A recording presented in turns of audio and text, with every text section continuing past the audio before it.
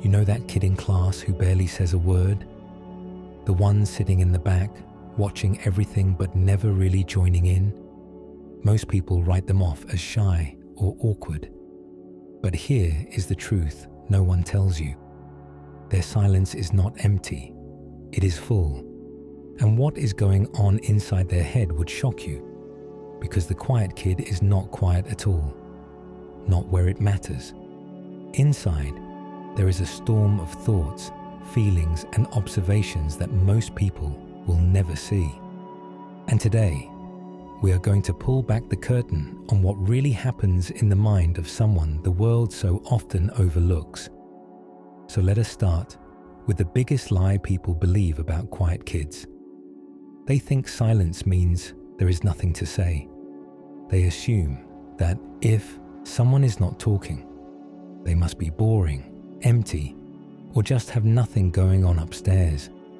But that could not be further from the truth. In fact, for most quiet people, the opposite is happening. They have so much going on inside that speaking feels almost impossible. It is not that they lack words, it is that they have too many. And finding the right ones, the ones that actually capture what they are thinking and feeling, takes time.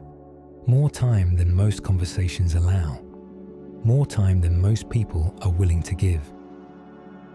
Think about what happens when someone asks a quiet kid a simple question. On the outside, there might be a pause, a moment of what looks like hesitation or confusion. But on the inside, their brain is running through possibilities at lightning speed. They are considering not just what to say, but how it will be received. They are thinking about the context, the audience, the tone. They are filtering through dozens of potential responses, looking for the one that best captures the truth they want to express. And by the time they have found it, the conversation has often moved on.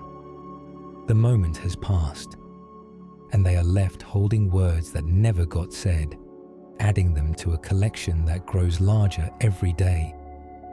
This is where the real tension begins. The quiet kid lives in two worlds at once.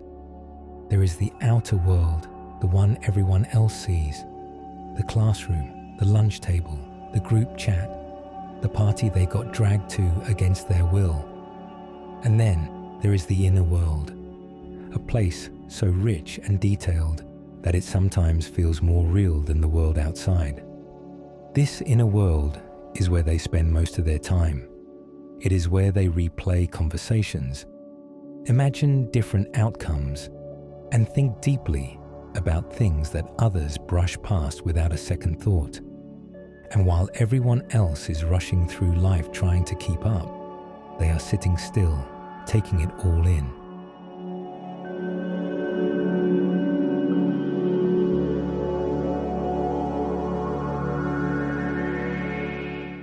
The inner world of a quiet kid is not empty space waiting to be filled.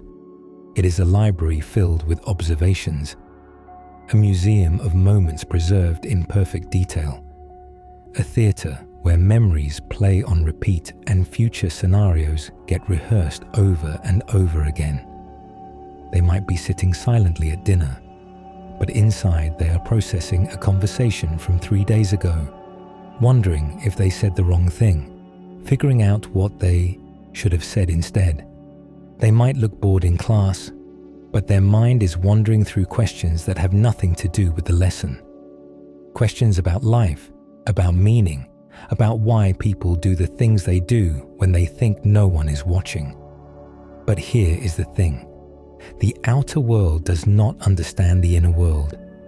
People see a quiet kid and think they know the whole story. They label them as antisocial or weird. They assume something is wrong. Teachers worry they are struggling with the material. Parents wonder if they are depressed or being bullied. Classmates think they are stuck up or unfriendly, or just not worth getting to know. But what they do not realize is that this quiet person is often paying more attention than anyone else in the room. They are watching. They are listening. and they are noticing things that slip right past everyone else. Think about it like this. Most people experience the world like a movie playing in the background while they do other things. They catch the main plot, the big moments, the loud scenes. But a quiet kid watches like a detective studying evidence at a crime scene. They notice the small things that everyone else misses. The flicker of emotion in someone's eyes when a certain topic comes up. The way a person's voice changes ever so slightly when they are uncomfortable or lying. The tiny pause before someone delivers bad news they have been holding back. The forced laugh that does not match the smile. They pick up on the subtext, the things people say without saying them out loud. And they store all of this information away, building a detailed map of the people and situations around them. This is not something they choose to do. It just happens naturally, like breathing or blinking. Their brain is wired to observe, to process, to analyze everything that crosses their path. While others are busy talking and being seen, they are busy understanding and seeing others. And this gives them a kind of superpower that most people do not even know exists. They can walk into a room and within minutes, they know who is confident and who is pretending to be. They can sense tension between two people before a single word is exchanged. They can feel when something is off, even if they cannot explain exactly how they know. It is like having a sixth sense for the emotional weather of any room they enter. But this gift comes with a cost. A heavy one that most people never see or understand. Because when you see so much, you also feel so much. The quiet kid does not just notice emotions in others, they absorb them like a sponge dropped in water. If someone around them is sad, they feel that sadness seeping into their own chest like cold water spreading through fabric. If there is anger in the room, it sits heavy on their shoulders, even when it has nothing to do with them. If a friend is anxious, their own heart starts to race in response. They are like emotional sponges, soaking up the feelings of everyone around them, whether they want to or not. And this can be absolutely exhausting in ways that are hard to describe to someone who has never felt it. Imagine walking through your day and carrying not just your own emotions, but pieces of everyone else's too. The stress your mum tried to hide at breakfast. The sadness your friend masked with a joke at lunch. The frustration your teacher barely contained during the lesson. The nervousness of the kid sitting next to you during the test. The loneliness of the classmate who eats alone. By the end of the day, a quiet kid can feel completely drained, and they might not even know why. They just know they need to be alone. They need silence. They need space to set down all those borrowed feelings and find themselves again underneath it all. This is why they crave something most people take for granted. Meaningful connection. See, for the quiet kid, small talk is torture. It is not just boring. It is physically draining in the same way that running a marathon would be for someone else. Those surface-level conversations about the weather or what someone did over the weekend feel hollow and pointless. They do not want to know what you did. They want to know why you did it. They want to know what drives you, what scares you, what keeps you up at 3 a.m. staring at the ceiling. They want to talk about the things that keep you up at night, the dreams you are too scared to chase, the fears you have never told anyone, the thoughts you think make you weird. They want the real stuff, the deep stuff, the things that matter. And when they find someone willing to go there with them, it is like finding water in a desert after walking for days. But those connections are rare, painfully rare, because most people are not comfortable going that deep. Most people prefer to stay on the surface, where it is safe and predictable, and nobody has to feel vulnerable. They want to talk about sports scores and celebrity gossip and what show they are watching, not about the nature of existence or the fear of death, or what it means to truly love someone. And so the quiet kid often feels alone, even in a crowded room. They are surrounded by people, but connected to almost none of them. And this loneliness is not the kind that comes from being by yourself. It is the kind that comes from being with others who do not see you, who do not understand you, who look right through you like you are not even there. Now here is where things get really interesting. The quiet kid is not just observing the world around them. They are also observing themselves, constantly. Psychologists call this metacognition. It means thinking about thinking, being aware of your own mental processes as they happen in real time. And quiet people live inside this loop almost constantly. They are aware of their own thoughts in a way that most people are not. They notice when their mind wanders.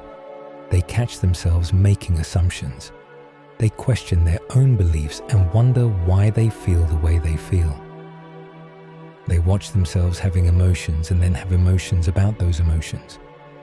It is like standing in a hall of mirrors, seeing yourself reflected endlessly in every direction.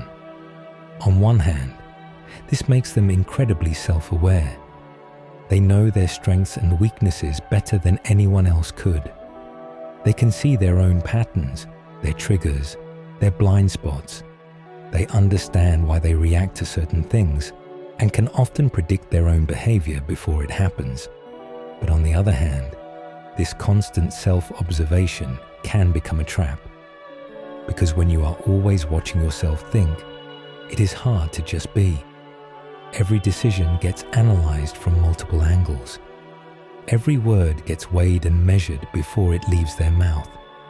Every action gets examined for hidden meaning. Nothing is simple anymore. Everything carries weight. And that famous pause before they speak, that is not hesitation or slowness. That is not a lack of confidence or intelligence.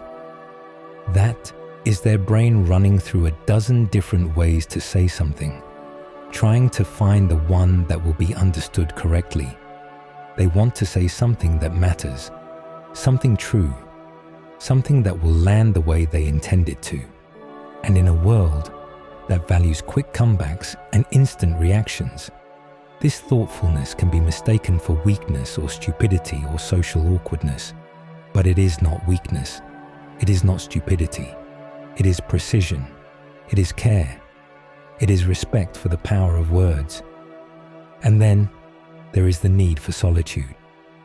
This is something that most people misunderstand completely. When a quiet kid wants to be alone, it is not because they dislike people. It is not because they are depressed or antisocial or broken in some way. It is because they need to recharge. Remember, all that emotional absorbing we talked about earlier, all that deep processing and constant observation, it takes energy, a massive amount of it. And the only way to get that energy back is through time alone. Solitude is not loneliness for the quiet kid. It is restoration. It is medicine. It is the place where they can finally let their guard down, stop performing for others, and just exist as themselves, without any expectations. It is where they untangle the knots in their mind, sort through their feelings, and make sense of everything they have taken in throughout the day. Without this alone time, they feel scattered and drained and irritable. With it, they feel whole again. They feel like themselves. So when they turn down an invitation or leave a party early or choose a night in over a night out, it is not personal. It is not rejection. It is survival. But even with all this self-awareness, quiet kids carry a heavy burden that few people understand. Their ability to see multiple sides of every situation makes simple judgment almost impossible. When someone wrongs them, they do not just feel hurt. They also wonder what pain that person must be carrying to act that way. They consider the other person's childhood, their insecurities, their fears, their own wounds that never healed. When they see conflict, they understand both perspectives so clearly that picking a side feels dishonest and incomplete. This depth of empathy is beautiful, but it can also be paralyzing. Because when you understand everyone, it becomes hard to stand firmly anywhere. And this brings us to the darkest part of the quiet kid's experience, the part they rarely talk about, even to themselves. It is called rumination. This is when the mind gets stuck on a thought and will not let go no matter what you try. It is like a song playing on repeat, except the song is every mistake you have ever made, every awkward moment, every time you said the wrong thing or stayed silent when you should have spoken. For the quiet kid, rumination is a constant companion. Their deep thinking brain, the same one that gives them all those insights and observations, can turn against them without warning. This is where their gift becomes a curse. The mind that can see so much can also torture itself with what it sees. They replay conversations from years ago, cringing at things no one else remembers. They imagine worst-case scenarios in vivid detail, playing out disasters that will never happen. They lie awake at night, trapped in a loop of thoughts they cannot escape no matter how hard they try. And the cruel irony is that they are often aware this is happening. They know they are overthinking. They know it is not helpful. They can see themselves doing it, but knowing does not make it stop. The awareness does not come with an off switch, and it goes even deeper than that. Quiet kids do not just think about everyday problems. They think about existence itself. They wonder about time and what it really means. They question why they are here and what the point of it all is. They think about death and what comes after. They look up at the stars and feel both incredibly small and strangely connected to something vast and mysterious. This is not anxiety, though it can feel like it to those who do not understand. It is awareness. It is the mind reaching beyond the everyday and touching something bigger than itself. Most people avoid these thoughts. They fill their lives with noise and distraction and busyness to keep the big questions at bay. They scroll through their phones and binge shows and pack their schedules tight so they never have to sit with the silence. But the quiet kid cannot help but sit with them. The questions come whether they invite them or not. And while this can feel heavy and isolating, it also gives them a kind of wisdom that is rare at any age. They see through the things that most people chase blindly. They know that money and status and popularity are just games people play to avoid the void. They sense that there is something more, even if they cannot name it. And this knowing sets them apart in ways that are hard to explain to anyone who has not felt it. But here is where the story starts to shift. Because all of this depth, all of this feeling, all of this awareness, it is not just a burden to be carried. It is also a gift to be given. The same mind that can trap itself in rumination can also create works of stunning beauty. The same empathy that makes judgment hard also makes connection profound and rare. The same observation skills that can feel overwhelming also make them incredible friends, partners, and creators. The quiet in the middle of it, without being destroyed. So let us be clear about something important. Quiet people are not simple. They are some of the most complex people you will ever meet.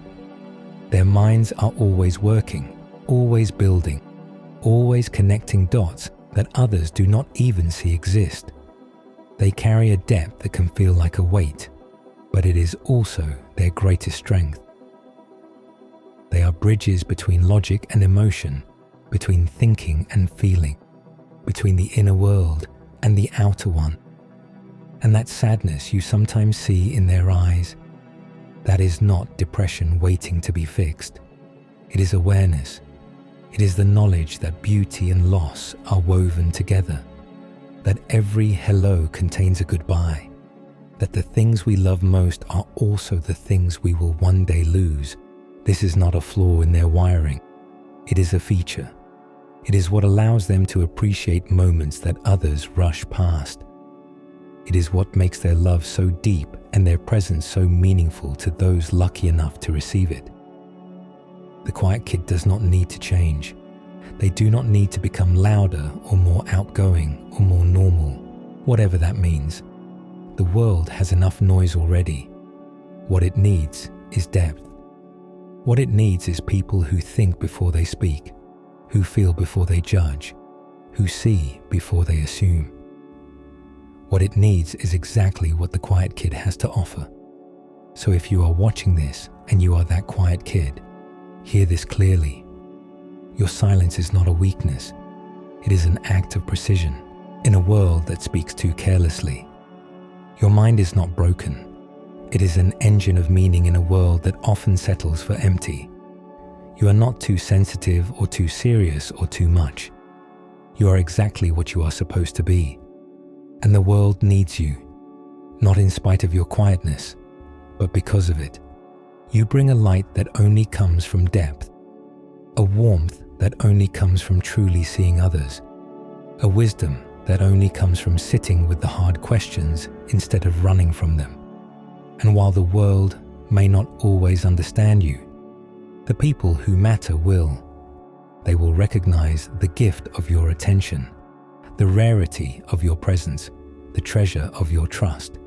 So keep watching, keep feeling, keep thinking, but also remember to rest. Remember that you do not have to carry the weight of understanding everything.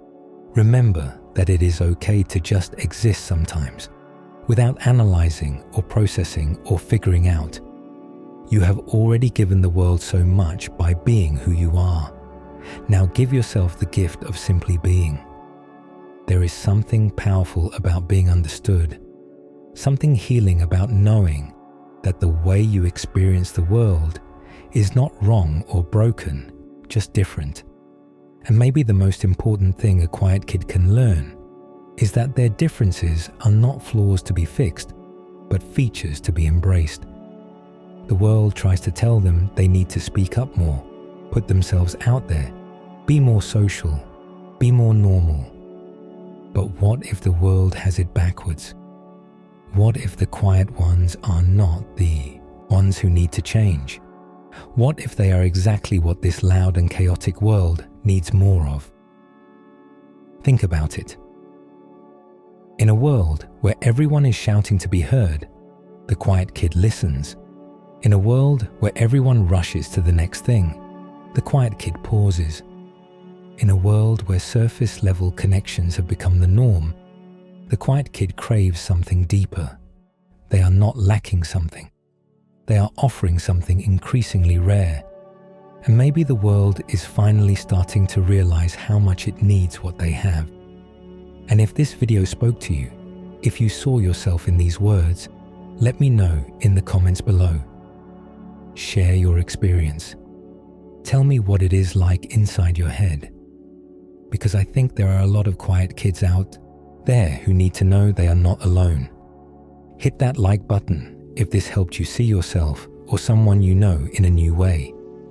And subscribe if you want more content that goes beneath the surface. Because that is where the real stuff lives. That is where you live. And that is exactly where we are going to keep going together.